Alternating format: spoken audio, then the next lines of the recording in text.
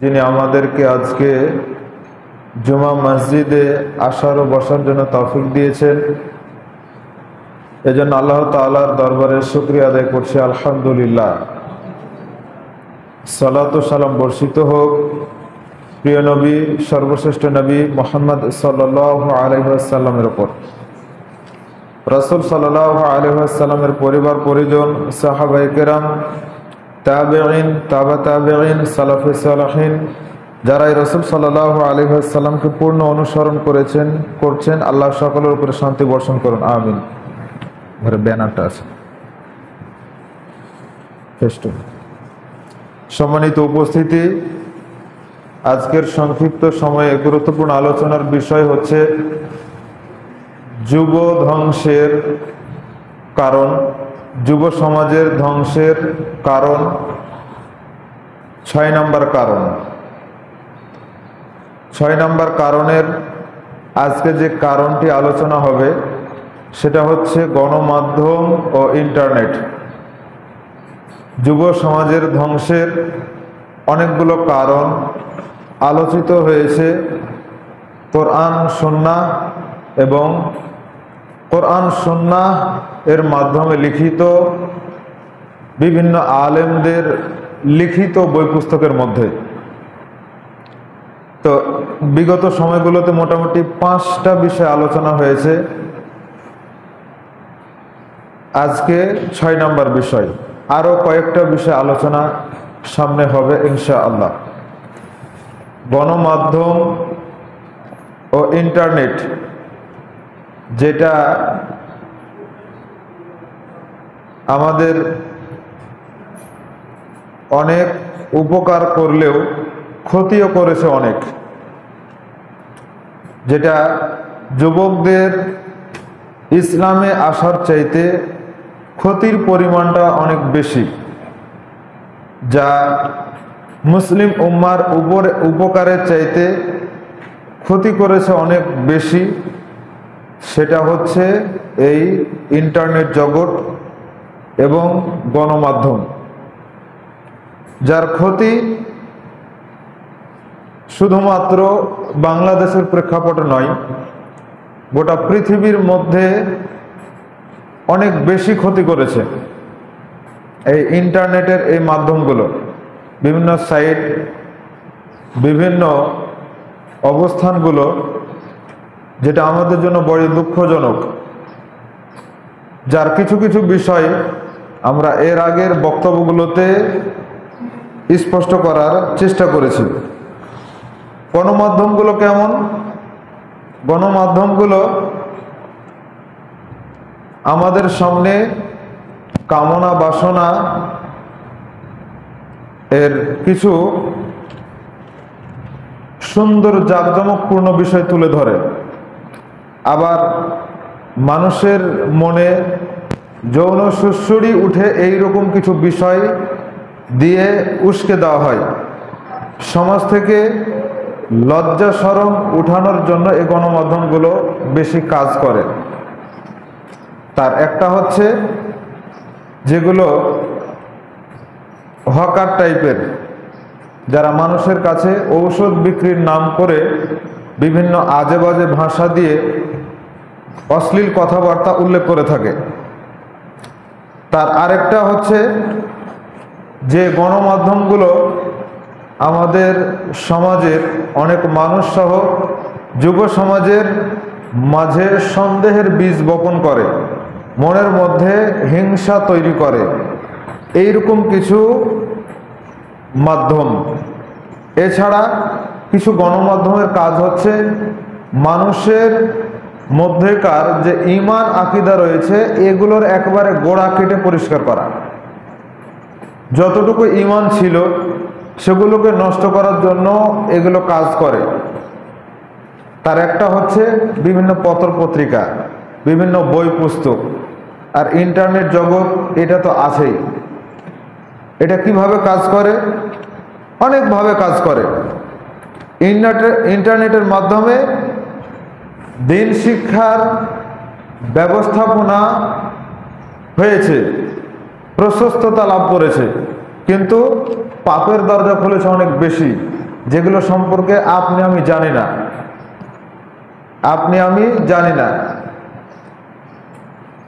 বিভিন্ন radio, television, cinema জগৎ, পত্র পত্রিকা, এগুলো হচ্ছে গণমাধ্যম। এগুলোর মাধ্যমে মানুষ পাপের জগতে বেশি প্রবেশ করে, কোরআন হাদিসকে ভুলতে বসে, দিন শিক্ষা থেকে নিজেকে বিরত রাখে। আর বর্তমানের এই সময়ে ইন্টারনেটের এই জগৎ আসার পরে এটা আরো বেশি মানুষের মধ্যে প্রভাব ফেলে। ছোট থেকে বড়, বয়স্ক থেকে শুরু করে সর্বশ্রেণীর মানুষের মধ্যে এর প্রভাব রয়েছে। ইন্টারনেট জগৎ কিভাবে কাজ করে? বিভিন্ন অশ্লীল ওয়েবসাইট, বিভিন্ন খেলাধুলার ওয়েবসাইট, বিভিন্ন সিনেমা জগতের ওয়েবসাইট, আরো কত কি রয়েছে বলেন। সেগুলো ছোটদের কিছু কার্টুন, কিছু ছোটদের সিনেমা, নাটক, এগুলোর মাধ্যমে মানুষ দিন শিক্ষা থেকে বিরত থাকে। দিন থেকেই যখন মানুষ বিরত থাকে, তখন আর কিভাবে তাকে হেদায়েতের পথে আনতে পারা যায়? ফেরেশতা জিবরাইল দিয়েও তো কাজ হবে না।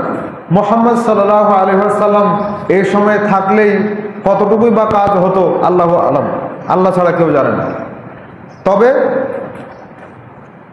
এই মাধ্যমগুলোর যে কিছু উপকারিতা আছে সেটা স্বীকার করতে হয়, সেটা আমরাও স্বীকার করি, যেটা আমরা এতক্ষণের মধ্যে কিছুটা হলেও আজ করতে পেরেছি। যে কিছু ভালো দিক আছে কিন্তু খারাপের দিকটা বেশি। তাহলে ভালো দিকটা কি? প্রত্যেকটা নবী রাসূলের সময় আল্লাহ সুবহানাহু ওয়া তাআলা মিডিয়া দিয়েছিলেন। মিডিয়া মানে মাধ্যম, দাওয়াতি কাজের ক্ষেত্রে মিডিয়া মাধ্যম দিয়েছিলেন, যেটাকে নবী রাসূলগণ ব্যবহার করেছেন, যেই মাধ্যমগুলোকে নবী রাসূলগণ ব্যবহার করেছেন। যেমন প্রত্যেক নবী রাসূলের সময়ে ওই সময়ের জাতি, ওই সময়ের সমাজ যেই ব্যবস্থাপনার মধ্যে, যেই সংস্কৃতির মধ্যে লিপ্ত ছিল, অভ্যস্ত ছিল, আল্লাহ সুবহানাহু ওয়া তাআলা ঠিক ওই জাতীয় কিছু মুজিজা দিয়ে তাদেরকে কনভার্ট করেছেন নবী রাসূলদের মাধ্যমে। যেমন মুসা আলাইহিস সালামের সময় ছিল জাদু। আল্লাহ সুবহানাহু ওয়া তাআলা মুসা আলাইহিস সালামকে দিয়েছেন লাঠি। সেই লাঠির মাধ্যমে পুরো জাদুর জগৎটাকে ধ্বংস করেছেন। বেশ কিছুদিন আগে নেটের মাধ্যমে দেখা গিয়েছিল যে আফ্রিকাতে একটা, কিভাবে বুঝাই, এই যে চাঙ্গারি যেটা আমরা ব্যবহার করি, এটা বিশাল বড় করে এটার সাথে কিছু পর্দা টাঙ্গিয়ে দিয়েছিল, আবার পর্দার সাথে এই যে চারার যে তড়পাগুলো রাখা হয় এগুলোকে সেট করে দিয়েছিল। এখন পুরো একটা মাঠের মধ্যে এগুলোই দৌড়িয়ে বেড়াচ্ছে, নাচানাচি করছে। এগুলো মূলত কালো জাদুর মাধ্যমে করা হয়।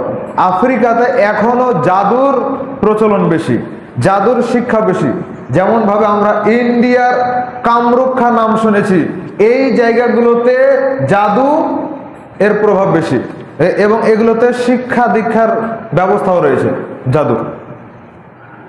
তো যখন যেই নবী রাসূল আল্লাহ প্রেরণ করেছেন, তখন সেই সময়ের সংস্কৃতির সাথে মিলিয়ে আল্লাহ সুবহানাহু ওয়া তাআলা ওই সময়ের নবী রাসূলকে মুজিজা দিয়েছেন, যাতে সেটা দিয়েই দাওয়াতি কাজ করতে পারে। মুসা আলাইহিস সালামের ক্ষেত্রে একটা গেল। ঈসা আলাইহিস সালামের সময়ে ঠিক চিকিৎসা বলেন আর ঝাড়ফুঁক বলেন, এগুলোর প্রভাব বেশি থাকার কারণে ঈসা আলাইহিস সালামকে আল্লাহ সুবহানাহু ওয়া তাআলা এমন মুজিজা দিলেন যে মানুষের গায়ে যদি হাত দেয় কুষ্ঠ রোগ ভালো হয়ে যাবে। যেটা ধবল শ্বেত রোগ থাকে, যদি গায়ে হাত দেওয়া হয় তাহলে সেটা ভালো হয়ে যাবে। অন্ধের চোখে যদি হাত বোলানো হয় সে চক্ষু ফিরে পাবে। এইরকম মুজিজা আল্লাহ সুবহানাহু ওয়া তাআলা ঈসা আলাইহিস সালামকে দিয়েছিলেন। ঠিক ঈসা আলাইহিস সালাম যদি বলতেন, কবরের কাছে গিয়ে যদি বলতেন, মৃত মানুষের সামনে গিয়ে যদি বলতেন যে কুম বিইذনিল্লাহ, আল্লাহর হুকুমে দাঁড়িয়ে যাও, তাহলে এই মৃত ব্যক্তি আল্লাহর হুকুমে, আল্লাহর আদেশে দাঁড়িয়ে যেত। কতদিন ধরে সে কবরে রয়েছে, কতক্ষণ আগে সে মারা গেছে, কি খেয়েছে না খেয়েছে, সেই জীবিত থাকা অবস্থায় কি খেয়েছে না খেয়েছে সবকিছু বলে দিত। এই মুজিজা ছিল ঈসা আলাইহিস সালামের। মুহাম্মদ সাল্লাল্লাহু আলাইহি ওয়াসাল্লামের সময়ে মানুষ কবিতা নিয়ে বেশি মাতামাতি করত। আল্লাহ সুবহানাহু ওয়া তাআলা এমন কিতাব দিলেন যেটা কবিতার জগতের চাইতে বড় কিছু, আল কোরআন। সেটা দিয়েই মানুষের কাছে দাওয়াতি কাজ করা হয়েছে, কোরআন দিয়েই দাওয়াতি কাজ করা হয়েছে। মুসা আলাইহিস সালাম লাঠির মাধ্যমে, লাঠির মুজিজা দিয়েই দাওয়াতি কাজ করেছেন। ফেরাউনের সাথে যত জাদুকর ছিল সবার সবগুলোকে এক নিমিষে খেয়ে ফেলেছে সাপে। মুহাম্মদ সাল্লাল্লাহু আলাইহি ওয়াসাল্লাম এই মিডিয়া দিয়ে দাওয়াতি কাজ করেছেন, কোরআন। যেমন মুহাম্মদ সাল্লাল্লাহু আলাইহি ওয়াসাল্লাম পাহাড়ের উপরে দাঁড়িয়ে সবাইকে ডাক দিলেন, ইয়া সাবা, সবাইকে ডাক দিলেন। প্রভাতের, হে প্রভাতের অনুসারী ভাই, প্রভাতের লোকেরা, সবাইকে ডাক দিলেন। ডেকে তিনি দাওয়াতি কাজ করলেন যে আমি যদি বলি যে পাহাড়ের ওপারে কিছু শত্রু রয়েছে যারা তোমাদেরকে ধ্বংস করতে চায়, যারা তোমাদের সাথে যুদ্ধ করতে চায়, তাহলে কি তোমরা বিশ্বাস করবে? তখন তারা বলল যে কেন বিশ্বাস করব না, আপনি তো আলামিন, আপনি তো কখনো মিথ্যা কথা বলেন না, আপনার কথা আমরা অবশ্যই বিশ্বাস করব। আছে বিধায় আপনি বলবেন, না থাকলে আপনি বলবেন না, যার কারণে আপনার কথা আমরা মেনে নিব। যেই মুহূর্তের একটু আগে বিশ্বাস করেছিল আলামিন নামে সেই মুহাম্মদ সাল্লাল্লাহু আলাইহি ওয়াসাল্লাম যখন বললেন যে তোমরা লা ইলাহা ইল্লাল্লাহ বলো তুফলিহু, তাহলে তোমরা সফলকাম হবে, তখনই তারা বলতে লাগলো তুমি একটা মিথ্যু। তখনই তারা এই কথা বলল। তো মুহাম্মদ সাল্লাল্লাহু আলাইহি ওয়াসাল্লাম তার সময়ে যেটা ছিল সেটা তিনি ব্যবহার করেছেন। আজকের সময়ে যে ভায়া, যে মাধ্যম, যে মিডিয়া রয়েছে সেটাকে ভালো কাজে ব্যবহার করার চেষ্টা করতে হবে। যদি না পারেন ওই জগৎ বাদ দিতে হবে, ওই জগৎ বাদ দিয়ে দিতে হবে, দিয়ে নিজের মতো করে কাজ করেন, নিজের মতো করে কাজ করেন। কিন্তু মিডিয়ার অপব্যবহার চলবে না। অপব্যবহার করলে কি হবে সেটা আমরা সামনে বলবো ইনশাআল্লাহ। তবে আগে থেকে চলে আসা যেই রেডিও, সিনেমা জগৎ, সিনেমা, টিভি সিনেমা রয়েছে সেগুলোরও বেশ কিছু ক্ষতির দিক রয়েছে। শিশুদের ক্ষেত্রে এর ক্ষতির প্রভাবগুলো অনেক বেশি, যার কারণে জন্মের পরেই, সামান্য জ্ঞান লাভ করার পর হতেই টিভির সঙ্গে আমাদের শিশু সমাজ পরিচিত, যেটা ছিল জাতির কর্ণধার। কিছুদিন পরেই যারা আপনাদের মতো বয়স্কদের হাল ধরবে, যারা আমরা পরবর্তীতে আমরা বয়স্কদের হাল ধরব, সেই শিশু সমাজকেই ধ্বংস করা হয়েছে টিভির মাধ্যমে। এখন তো টিভি লাগে না, তবে টিভিতে কিভাবে ধ্বংস করা হয়েছে এর প্রভাব অনেক বেশি অন্যদের চাইতে, এবং তারা বাস্তবে যা কিছু দেখে সেটারই অনুকরণ করতে তারা বেশি ভালোবাসে। পরিসংখ্যানে দেখা গেছে যে ইউনেস্কোর একটা রিপোর্ট, সেখানে বলা হয়েছে যে 90%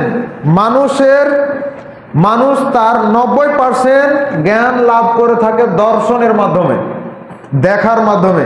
যেটা সে দেখে সেটার মাধ্যমেই তার স্মৃতিতে ক্যাচ করে।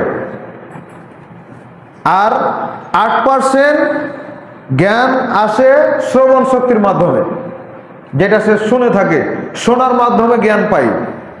আর 80%ই জ্ঞান পাই, 90%ই জ্ঞান পাই যেটা সে চোখে দেখে সেটার মাধ্যমে। যার কারণে দেখবেন ছোট ছোট বাচ্চারা খেলাধুলা করে, তারা যেটা টিভিতে দেখে সেটাকে অনুসরণ করে খেলাধুলা করার জন্য চেষ্টা করে।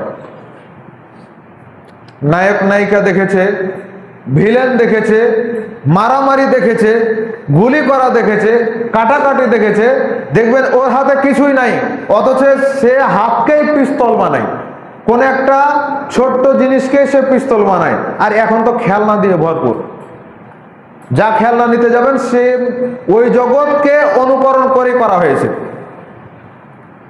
যেমন আমাদের শিশুদেরকে এই লাইনে দিয়ে দেওয়া হয়েছে, ঠিক তাদের মাধ্যমগুলোকে আরো তুলনা করে তৈরি করা হয়েছে যাতে করে তারা ওটার মধ্য দিয়েই বড় হয়, ওইটা চর্চা করতে করতে যেন তারা বড় হয়, ঠিক ওভাবে তৈরি করা হয়েছে।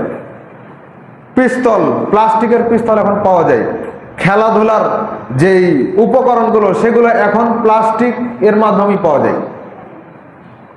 তো শিশু সমাজ তারা টিভি সিনেমার মাধ্যমে যা দেখে সেটাই তারা অনুকরণ করতে ভালোবাসে এবং সেটা অনুকরণ করেও বটে। এমনিতেই গাড়ি চালাচ্ছে, নিজে নিজে আওয়াজ করে এমনিতেই গাড়ি চালাচ্ছে, এমনিতেই সে পিস্তল বানিয়ে সে ওগুলোর মাধ্যমে মানুষকে মারার জন্য চেষ্টা করছে। একটা লাঠিকেই তরবারি বানিয়ে, পিস্তল চাকু বানিয়ে ওটা দিয়ে মানুষকে মারার জন্য চেষ্টা করছে। এগুলো হচ্ছে টিভি সিনেমা দেখার মাধ্যমে,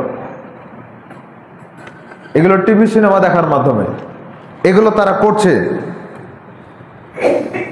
আর এটা তো স্বাভাবিকভাবে দেখতে পাচ্ছেন, কি আরো কি খারাপ দিক নাই? অবশ্যই খারাপ দিকগুলো রয়েছে। কি সেটা? অপসংস্কৃতি এবং যৌন প্রবৃত্তির সহজ একটা প্রচার ক্ষেত্র হচ্ছে এই সিনেমা জগৎ।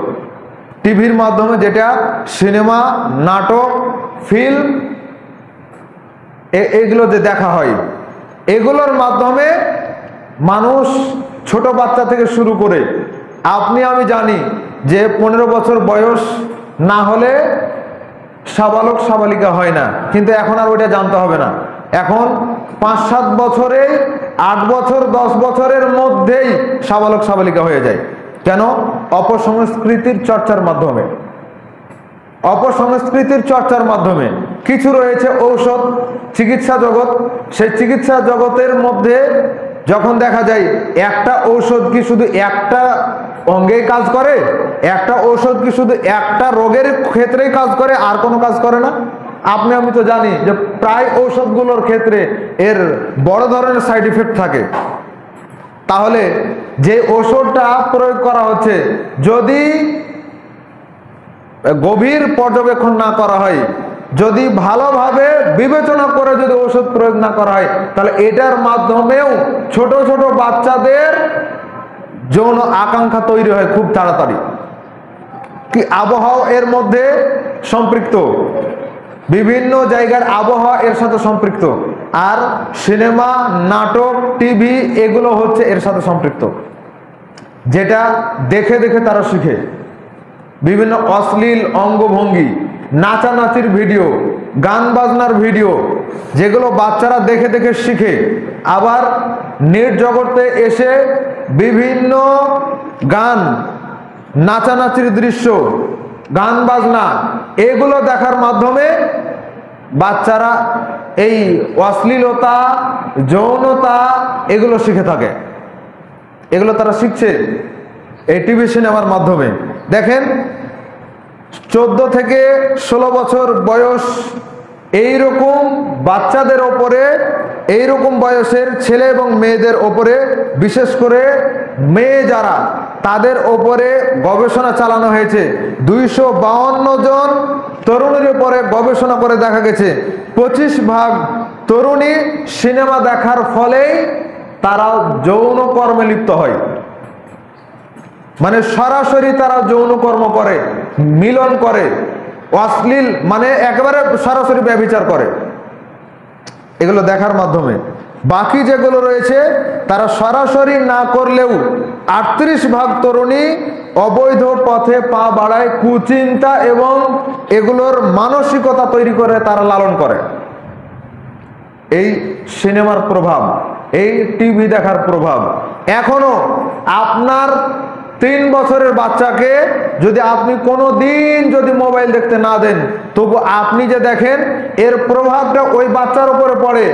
আর ওই বাচ্চা যদি আপনি 1 মিনিটের জন্য মোবাইল বের করেন, ওই স্ক্রিনের দিকে বাচ্চা পিছন দিক থেকে তাকিয়ে থাকে, আপনি বুঝতেই পারেননি, পিছন দিক থেকে দেখবেন ও বাচ্চা তাকিয়ে আছে, ওই স্ক্রিনের দিকে তাকিয়ে আছে। কেন? এটার প্রভাব। আর এটার সবচাইতে বড় প্রভাব তৈরি হয় যখন শিশু মায়ের পেটে থাকে, তখন 3 মাস পার হওয়ার পরে বাচ্চার দেহের মধ্যে যখন রূহ সঞ্চার করা হয়, তারপর থেকেই বাবা মা কি করে, পরিবেশে কি হচ্ছে না হচ্ছে, এটার একটা প্রভাব এই নিষ্পাপ শিশুর উপরে পড়ে, পেটের মধ্যে থাকা অবস্থায় পড়ে। তাহলে এত গভীরে থাকার পরেও, এত সেফটির মধ্যে থাকার পরেও যদি তার উপরে যদি এত খারাপ প্রভাব পড়তে পারে, তাহলে বাচ্চা যখন দুনিয়াতে এসেছে তখন কান্না করলেই তাকে ঝুনঝুনির আওয়াজ দেন, কান্না করলেই গান জুড়ে দেন, কান্না করলেই আপনি কোনো একটা টোন বাজিয়ে দেন, তো এগুলোর প্রভাব বাচ্চার উপরে পড়ে না? এগুলোর প্রভাব তো পড়ে।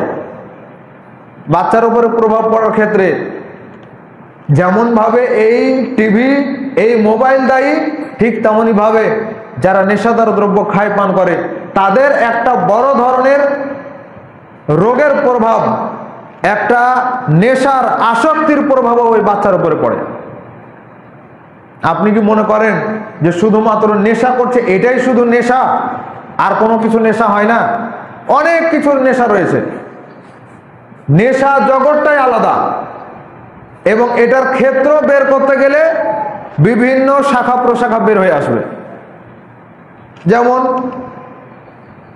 অবৈধ সম্পর্ক, এই নেশাদার দ্রব্য, বিড়ি, সিগারেট, তামাক, জর্দা, গাঁজা, মদ, ইয়াবা, ফেন্সিডিল, এগুলো খাওয়া পান করা, এছাড়া বিভিন্ন অশ্লীল পত্র পত্রিকা পড়া, অশ্লীল বই পুস্তক পড়া, এগুলো হচ্ছে সবই নেশার অন্তর্ভুক্ত।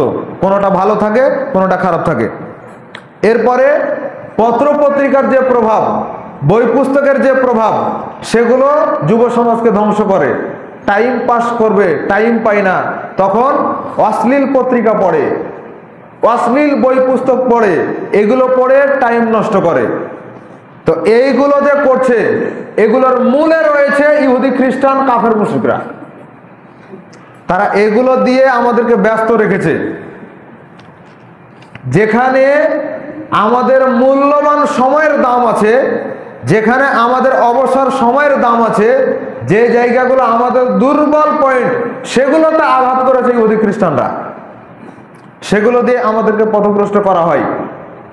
অবসর সময় পেলে একটু কোরআন পড়ার দরকার ছিল, অবসর সময় পেলে একটু আমলের দিকে অগ্রসর হওয়ার দরকার ছিল, আল্লাহকে কিভাবে খুশি করা যায় এই চিন্তা ভাবনা করার দরকার ছিল। কোরআন হাদিসের একটা আয়াত, একটা হাদিস নিয়ে গবেষণা করার প্রয়োজন ছিল। একটু সামান্য সময় পাওয়ার পরেও এগুলোর প্রয়োজন ছিল। এগুলো না করে আমরা অশ্লীল বই পুস্তক পড়ি, সময় পেলেই মোবাইলটা চালু করি, ফেসবুক আর YouTube, reels video, TikTok, funny video, এগুলো নিয়ে আমরা মেতে যাই। কোরআন হাদিস পড়ার সময় আমরা পাই না। যদি জেনারেল দিক দিয়েও দেখা যায়, তাহলে অসুস্থ মানুষ নাই এইরকম মানুষ খুঁজে পাওয়া মুশকিল। আমরা যখন ইমাম প্রশিক্ষণে ছিলাম, তখন অ্যালোপ্যাথিকের ক্লাস হতো। রহনপুরের একজন ডাক্তার আসেম আলী, উনি আমাদের ক্লাস নিতেন, এখনো উনি ক্লাস নেন। বড় ধরনের ডাক্তার, উনি রহনপুরে বসে, তার ভিজিট হলো 700-800 টাকা। তো উনি আমাদেরকে বলছেন যে এখন যদি আমার সামনে দিয়ে একটা লোক হেঁটে যায়, তো হেঁটে যাবে আর আমি শুধুমাত্র আমার 2 চোখ দিয়ে দেখবো, এতে আমি বলে দিতে পারবো এই লোকটা কি রোগের আক্রান্ত আছে। এটা হচ্ছে অভিজ্ঞতা। তার অভিজ্ঞতার মাধ্যমে সে এটা বলে দিবে। ডাব বিক্রি করে না রাস্তায়, কেউ হয়তোবা আন্দাজে বলে, কেউ অভিজ্ঞতা নিয়ে বলে যে এই ডাবের মধ্যে এতখানি পানি আছে, এই ডাবের মধ্যে আঁশ আছে, এই ডাবের মধ্যে নারকেল আছে। তার অভিজ্ঞতার আলোকে সে বলে। হয় ব্যতিক্রম কিছু থাকে যে আন্দাজি বলছে, আবার যেটা অভিজ্ঞতার আলোকে বলা হচ্ছে তার মধ্যে 19-20 হতে পারে, ভুল হতে পারে, কিন্তু অভিজ্ঞতা আলাদা একটা জিনিস, কিছু মিল অবশ্যই পাওয়া যায়। তো তাহলে আপনি চিন্তা করেন যে অসুস্থ নাই এইরকম ব্যক্তি আপনি কোথায় খুঁজে পাবেন? কোনো না কোনো সময় আপনি অসুস্থ হয়ে পড়েন। তো সেই হিসেবে দেখতে গেলেও তো একটু চিকিৎসার জগৎ নিয়ে তো একটু পড়াশোনার প্রয়োজন ছিল, সেটাও কোনোদিন করা হলো না। তাহলে সময়গুলো কেমন ভাবে আপনি নষ্ট করলেন? এ সময়ের দাম দিবেন কেমন ভাবে? আজকে আমার বয়স যদি 30 হয়, আপনার বয়স যদি 40 হয়, তো কারো না কারো বয়স 50-60 বছর পার হয়ে গেছে, কেউ 70 বছর বয়সেরও মানুষ রয়েছে। আপনি নিজে চিন্তা করে দেখেন তো আপনার এই 60 বছর বয়সটা কিভাবে চলে গেছে। মনে হচ্ছে যেন চোখের পলকে পুরো সময়টা চলে গেছে। বলেন তো এই সময়ের হিসাবটা আপনি কিভাবে দিবেন? আপনি যে সময়টাকে দাম দেননি, এ সময়ের হিসাব আপনি কেমন করে দিবেন? মানুষের মৃত্যু তো হঠাৎ হয়, হঠাৎ মানে আগে থেকে নির্ধারিত আছে এটা ঠিক, কিন্তু আপনার আমার দৃষ্টিতে হঠাৎ হয়ে যায়। চোখকে বিশ্বাস করানো যায় না, কানকে বিশ্বাস করানো যায় না, মনকেও বিশ্বাস করানো যায় না যে এই ব্যক্তিটা এই অবস্থায় মারা যাবে। মনে হচ্ছে যেন হঠাৎ মারা গেল। একটা বিদ্যুৎ চমকালো, বিদ্যুৎ চমকানোর পরে আপনাকে 1 সেকেন্ডও সময় দেওয়া হয়নি, বিজলি পড়েছে, আপনি মারা গেছেন। এরকম তো হয়। তাহলে এগুলো হওয়ার পরেও আপনাকে বিদ্যুৎ, এই যে কারেন্ট যেটা আমরা ব্যবহার করছি, এটাতে যেমন একবারে মানে সেফটি নয়, এইরকম জায়গাতে হাত দিলে যেমন ভাবে আপনাকে কথা বলারও সময় দিবে না, আল্লাহকে ডাকারও আপনাকে সময় দিবে না। যদি এটাই হয় তা আরো তো অনেক মাধ্যম রয়েছে যেগুলো আপনাকে সময় দিবে না। আপনি কিসের আশা করে বসে আছেন? কিসের আশা করেন আপনি? একটু সময় দেন কোরআন হাদিসকে। সম্মানিত উপস্থিতি, তাহলে পত্রপত্রিকা, পড়াশোনা এটা অবশ্যই রাখতে হবে। পড়াশোনার বিষয়টা অবশ্যই রাখতে হবে। ইন্টারনেট, গণমাধ্যম এগুলো আমাদেরকে ধোঁকা দেয় অধিকাংশ সময়। যেমন আমরা ফেসবুকে, নেটের মাধ্যমে কোনো একটা নিউজ দেখলেই সেটা নিয়ে আমরা একবারে উত্তেজিত হয়ে যাই, এক্সাইটেড হয়ে যাই। মানে এটা ছাড়া আর কিছু বুঝি না, ওটাই চলবে কয়েকদিন ধরে ওটাই চলবে। যখন যেটা লটারিতে উঠে তখন সেটাই চলতে থাকে। তা আপনি কি কখনো তদন্ত করে দেখেছেন যে আসলে সেটা সঠিক কিনা? তো তদন্তই আপনি করলেন না, কেন আপনি এটা নিয়ে মেতে গেলেন? আল্লাহ সুবহানাহু ওয়া তাআলা বলছেন, ইয়া আইয়ুহাল্লাযীনা আমানু, হে ঈমানদারগণ, ইন জাআকুম ফাসিকুম বিনাবাইন ফাতাবায়ানু, তোমার কাছে যে সংবাদ আসে সেই সংবাদ তুমি আগে যাচাই করো। এটা আল্লাহ বলেছেন, সূরা হুজুরাতের 6 নম্বর আয়াত। যদি তোমাদের কাছে কোনো সংবাদ আনা হয় তাহলে সেটাকে আগে যাচাই করো। যদি যাচাই না করো তাহলে পরবর্তীতে তোমারই আফসোস হবে যে কেন তুমি যাচাই না করে তুমি পদক্ষেপ গ্রহণ করলে। যাচাই করার প্রয়োজন ছিল। সম্মানিত উপস্থিতি, আল্লাহ সুবহানাহু ওয়া তাআলা এদের সম্পর্কে বলছেন, যারা এগুলো তৈরি করেছে তাদের সম্পর্কে আল্লাহ সুবহানাহু ওয়া তাআলা বলছেন, সূরা নিসা 101 নম্বর আয়াত, ইন্নাল কাফিরিনা কানু লাকুম আদুউম মুবিনা, নিশ্চয় কাফের সম্প্রদায় তারা হচ্ছে তোমাদের প্রকাশ্য শত্রু। এরা হচ্ছে তোমাদের প্রকাশ্য শত্রু। আল্লাহ বলছেন সূরা বাকারা 2 নম্বর সূরা 120 নম্বর আয়াত, ওয়ালান তারদা আনকাল ইয়াহুদু ওয়ালান নাসারা হাত্তা তাত্তাবিআ মিল্লাতাহুম, ইহুদি খ্রিস্টান তারা কখনোই তোমাদের প্রতি সন্তুষ্ট হবে না যতক্ষণ পর্যন্ত তাদেরকে তোমরা মেনে না নিবে। তাদেরকে তোমরা মেনে নাও তাহলে তো তারা তোমাদের প্রতি সন্তুষ্ট হবে, আর যদি মেনে না নাও তো তোমাদেরটা কখনো তারা মেনে নিবে না। তা আপনারটা তারা মানে না আর আপনি তাদেরটা মেনে নেন, এটা তো বড় আশ্চর্যজনক বিষয়। এরপরে ওয়াদ্দু লাউ তাকফুরুনা কামা কাফারু ফাতাকুনুনা সাওয়াউন, আল্লাহ বলছেন সূরা নিসার 89 নম্বর আয়াত, যে কাফের মুশরিকদের মনোবাসনা হচ্ছে যে তারা যেমন কাফের তারা তোমাদেরকেও কাফের বানিয়ে ছাড়বে। এটা তাদের আশা আকাঙ্ক্ষা, এটাই তাদের মনোবাসনা, যে তারা যেমন তোমরাও যেন তাদের মতো হয়ে যাও, সেই চেষ্টাই তাদের থাকে। আল্লাহ সুবহানাহু ওয়া তাআলা আর অসংখ্য জায়গায় এই কথাগুলো বলেছেন। সাওবান রাদিয়াল্লাহু তাআলা আনহু বলছেন, রাসূল সাল্লাল্লাহু আলাইহি ওয়াসাল্লাম বলেছেন, ইউশিকুল উমাম আন তাদাআ আলাইকুম কামা তাদাআল আকালা ইলা কাসআতিহা।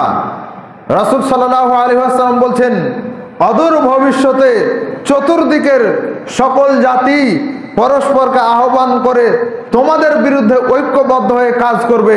এমন ভাবে কাজ করবে, এমন ভাবে ঐক্যবদ্ধ হবে যেমন ভাবে ভোজনকারীরা খাওয়ার জন্য, ভোজন করার জন্য একত্রিত হয়ে যায়। এক জায়গায় আপনি খাবার ছিটান, যত পাখি পাকপক্ষী রয়েছে সবগুলো এক জায়গায় হয়ে যাবে খাওয়ার জন্য। আপনার ছাগলের পাল রয়েছে, গরুর পাল রয়েছে, আপনি এক জায়গাতে খাবারের ব্যবস্থা করেন, সবগুলো এক জায়গায় হয়ে যাবে।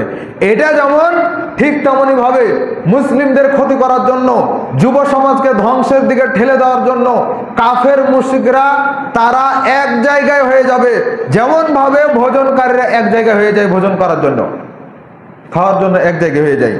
সাহাবায়ে কেরাম জিজ্ঞাসা করলেন, আল্লাহ রাসূল, আমাদের কি সংখ্যা তখন কম হবে?